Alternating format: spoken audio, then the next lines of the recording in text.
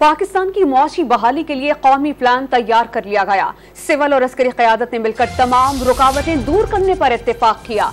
गैर मुल्की सरमायाकारी के रास्ते में रुकावटें दूर करने के लिए स्पेशल इन्वेस्टमेंट फैसिलिटेशन काउंसिल भी कायम कर दी गई। ये मंसूबा पाकिस्तान की तरक्की के लिए गेम चेंजर की हैसियत का हामिल है और मुस्तकबिल में ये सीपेक से भी बड़ा मंसूबा साबित होगा। मंसूबे से पाकिस्तान की फॉरेन डायरेक्ट इन्वेस्टमेंट में $100 अरब का बड़ा इजाफा भी होगा।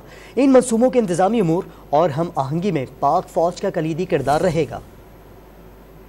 पाकिस्तान की माशी बहाली का कौमी प्लान तैयार कर लिया गया। गैर मुल्की सरमायाकारी के रास्ते में हाइल रुकावटें दूर करने के लिए स्पेशल इन्वेस्टमेंट फैसिलिटेशन काउंसिल कायम कर दी गई। वज़ीर आज़म ने वाज़ेह किया कि मईशत को तामीर और तरक्की की तरफ वापस लाया जा रहा है।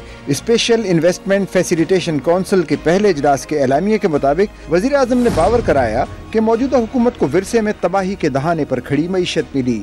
मईशत को मुश्किल और दिलेराना फैसलों के जरिए बहरानों से निकाला जा रहा है। Army chief general Asim Munir ने वाज़ेह किया कि पाक फौज माशी बहाली के हुकूमती प्लान पर अमल दरामद की कोशिशों की भरपूर हिमायत करती है। पाक फौज इससे पाकिस्तान की समाजी और माशी खुशहाली और अक़वाम आलम में अपना जायज़ मकाम वापस हासिल करने की बुनियाद समझती है।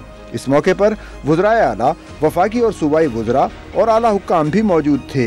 एलामिये के मुताबिक इकनॉमिक रिवाइवल प्लान का मकसद मुल्क को मौजूदा माशी मसाइल और बहरानों से निजात दिलाना है, जिसका मकसद गैर मुल्की सरमायाकारी की राह हमवार करना है। मंसूबे के तहत ज़राअत, लाइव स्टॉक, मादनियात, कानकनी, इंफॉर्मेशन टेक्नोलॉजी, तवानाई और ज़रई पैदावार जैसे शोबों की सलाहियतों से इस्तेफादा किया जाएगा। पाकिस्तान की मकामी पैदावारी सलाहियत और दोस्त ममालिक से सरमायाकारी बढ़ाई जाएगी।